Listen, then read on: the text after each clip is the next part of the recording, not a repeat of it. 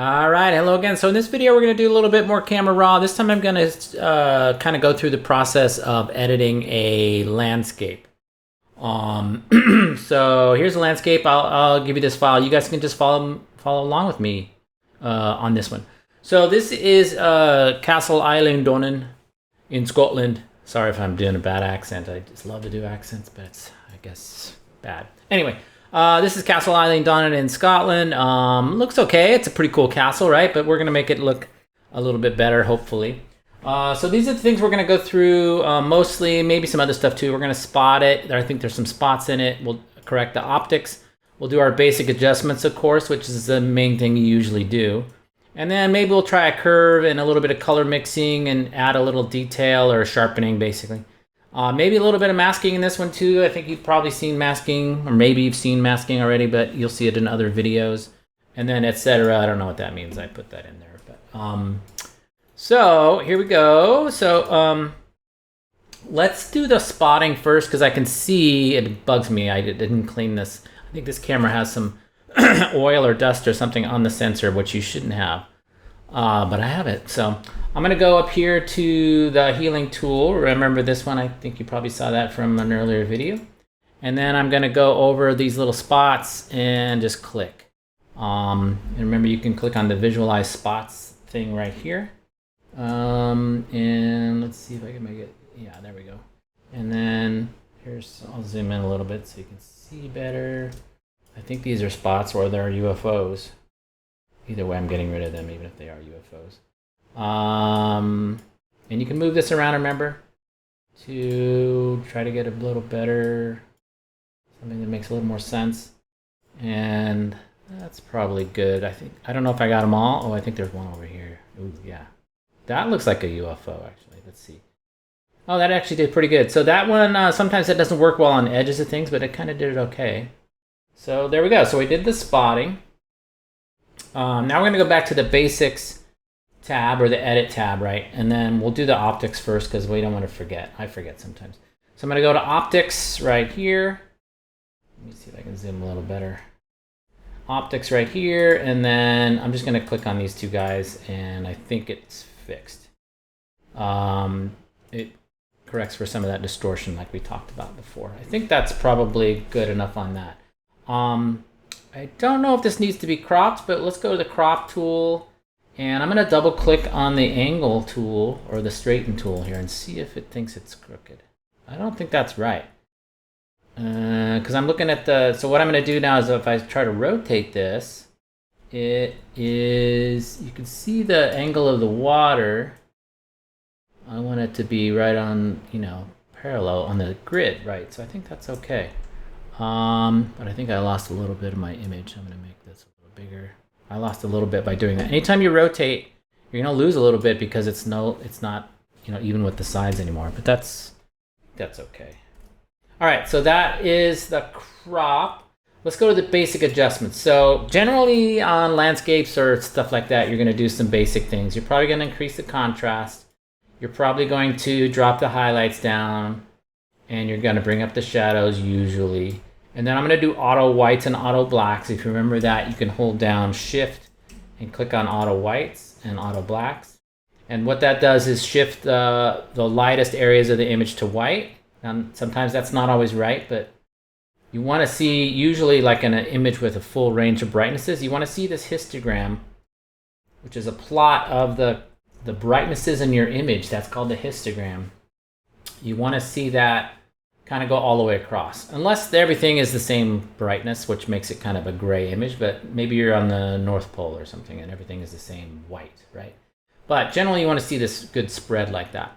So that's probably okay. And then we're going to add a little bit of texture, a little bit of clarity, and this is specifically for, landscapes. You're almost always going to do that. And then dehaze is going to make it kind of pop. I don't want to do too much yet, but that's probably good. The temperature, color temperature, I could click on my white eyedropper. Remember that, the white balance tool. I'll click on that and click on the cloud. See what happens. It's okay. I think maybe a little bluer though. Yeah, and I can always go back to as shot. That's how it was shot. Maybe it could be, warmer than that. But that's up to you. That's a personal preference, pretty much. I think that it's, oh, we're gonna add a little bit of vibrance too. Just not too much. You don't want to go, too much, because then it looks fake, and too much like Instagram, which is okay, but so that's good. So there's basic. Curve is where you can add a little bit of contrast. Sometimes you don't need this, but I'm gonna add it. I'm gonna add a medium contrast curve there, and you can see it kind of pops a little bit more. Remember that S curve is gonna create a little bit where it's steeper in the middle. It's gonna increase the contrast, which is the ratio of the lights to the darks. I'm gonna go to detail, and I'm just gonna increase the sharpening just a little bit. I don't know if there's noise in here. Let me see. There is some, so that's noise. So I'm gonna go back down to detail, and I'll do a little bit of noise reduction. Maybe it's color noise. I'll do a little bit. But if I do very much of it, it's going to make the image, yeah, see, I don't like it. I'm going to take it out. I'd rather have the grain, which is the noise. It's not bothering me too much. And it's going to make it look softer the more noise reduction you add. So I'm going to leave it out, actually.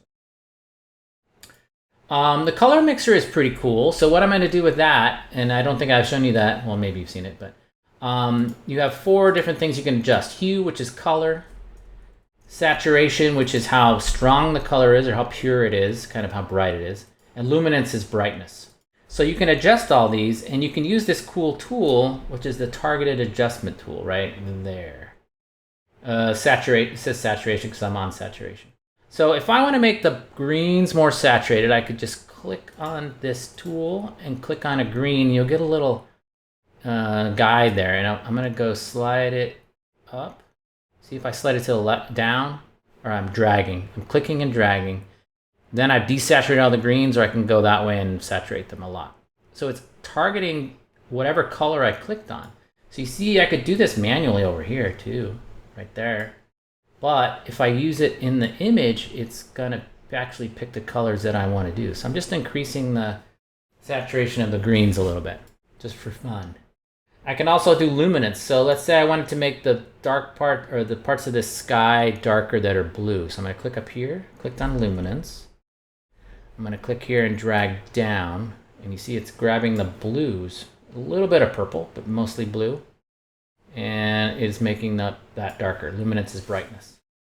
If I want to go nuts, which I don't, but I'll show you what it does. If I click on hue and I click on the green, I can change the color of it. Hue is the color, right? I'm going to undo that. Command Z to undo. But you could do all 3 of those with that tool. So it's pretty cool. So that's the color mixer. Color grading, I'm going to skip. That's you'll probably see that somewhere else. I'll show you that later, or you'll see a video of it later. And then geometry, I could click on auto here, and it's going to try to straighten the sides of this building. So anytime you're not using like a view camera that adjusts perspective and things, you're going to get like the sides of the building converge a little bit. That's normal perspective from a regular old camera lens. If I click on this auto, it kind of straightened those, but I don't like what it did to the rest of it, so I'm going to leave it off. And it kind of makes it look bigger if I do it with, leave the perspective distortion in there. Just as a side note, if you ever do, or some people do architectural photography professionally kind of thing, you might use a view camera. A view camera, the front of the camera and the back of the camera move independently, and you can kind of correct this stuff in the camera. It's kind of amazing. It's like the old school days when like Ansel Adams would use things like that, where you can move both parts of the camera and you can actually do weird perspective changes. Not weird. They're not weird. Then effects. I've got vignetting. I could do vignetting here, right? I think you maybe have seen that before, but I'm going to do it after using a mask. So I'm going to reset that, and I think we're done with that part. So I've gone through the basics. I've cleaned up the spots. There's no red eye here because there's no dragons in this scene from Westeros or anything. But what I'm going to do is mask a little bit and make some adjustments in a couple of areas. So you may or may not have seen a video already about masks, but I'm just going to do a couple here. So what I'm going to do is click on the mask tool, and then I'm going to say select sky and see if it gets it right. It kind of did, yeah. So that uses machine learning and AI and all that kind of stuff to try to figure out where the sky is. That was a pretty easy one, if you ask me. I could have done that too. But so what I'm going to do is drop the exposure of the sky a little bit. So I'm on the light section here. And I'll increase the contrast. And maybe I'll bring the highlights down and the shadows up a little bit. That's just kind of the opposite of contrast. And then I'll make it a little bluer. And maybe I could shift the color nutty ways, but maybe I'll go a little bit sickly purple just for fun, just to show. Nah, it's a little bit.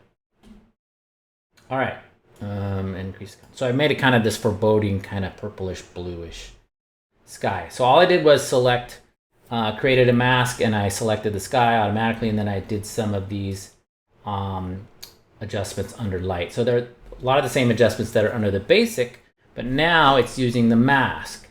And if you haven't seen this before, what that's affecting is the mask is affecting the adjustments are affecting the parts that are in white in the mask, and they're not affecting the parts that are dark. So there is a separate video for masks, so I won't get too much more into that, but we just did the sky there, right? Okay, so now I'm going to do another new mask. I want to do some enhancement in this area here. So I'm going to click on new mask, and I'm going to do the brush this time. And then I'm going to go in here and paint. And that's way too big. I want to paint smaller so I don't get a bunch of spill over the sides. And then so I've got my green in there. I think I have auto mask on, so that's auto mask right there. So what that does is it tries to keep it from going over edges. It actually did a pretty good job there. Will it do it here too? Not too bad. But if I want to make any adjustments, I want to remove parts of this. And again, it's going to affect the part that's white here. So all the adjustments are going to affect this area, that little white area. I'm going to hold down Option, and that gives me the eraser tool so that I can, I don't want to make the adjustments there. I just want to do the mountains in the back. Or this rock.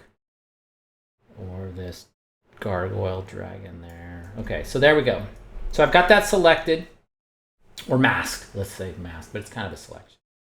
And then I'm going to go down here and I'm going to bring up the exposure just a little bit, make it a little brighter, add some contrast.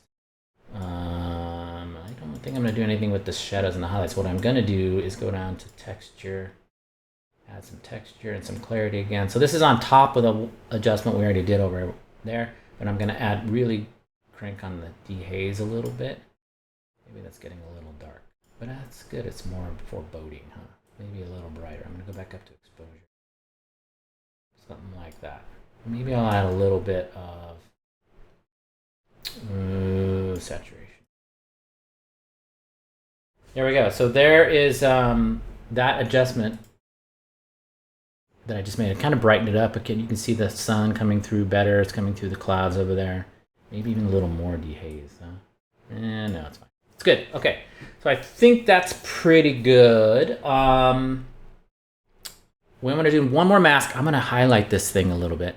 I'm going to create a new mask, and I'm going to do a radial gradient. So that's a shape. It's an oval.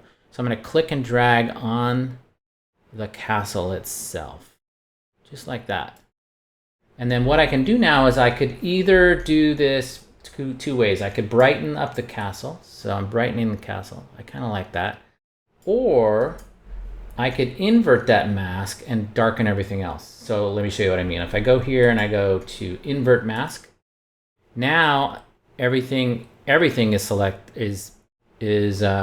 to be affected except for the castle. So that way I could go to exposure and drag it down. Now I don't like that as much. It's getting too dark, right? So I'm going to leave it. I'm going to go back to invert it again. Leave it the way it was. I'm just going to do it on the castle. I can always drag on the edge of this guy to make it a little bigger, refine it. I can spin it if I want. Well, that doesn't make sense. I can make it more round. I can move it just by dragging around the middle. I'm just going to do it kind of like that, kind of highlight it.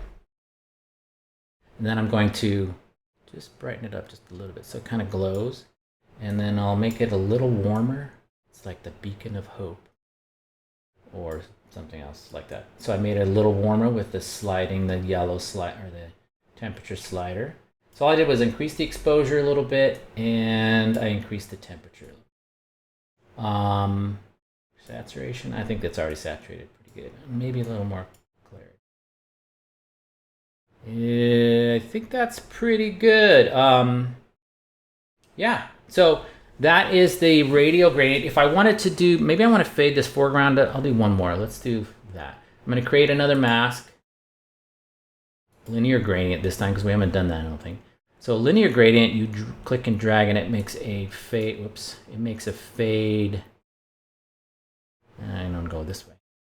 It makes it fade from one point to another. So let me drag this guy down here. So now you can see, remember the white part is what gets affected. So this is only going to affect the bottom of the image, but it fades. It doesn't have a hard line. If we had a hard line, it'd be obvious what we were doing. I'm going to go up here a little bit. So it fades from selected to not selected. And then what I'm going to do is grab the exposure and just drag it down just a little. Not much, just a little bit. And then you can see I just kind of darken that foreground a little bit, kind of focus attention here. And if we want to do one more radial gradient, go crazy, do one more radial gradient. And if we want a vignette, I told you I'd show you how to do a custom vignette, I think. Instead of using the vignette under the basic adjustments, which does the whole image and you can't move it, you can do, obviously, more control using this one. And I'm just going to put it just like that. Let's bring these in. There we go. Just to the edges of that image. Maybe I got to move it a little bit. Something like that. So that is going to affect, this is where I want to affect the outside.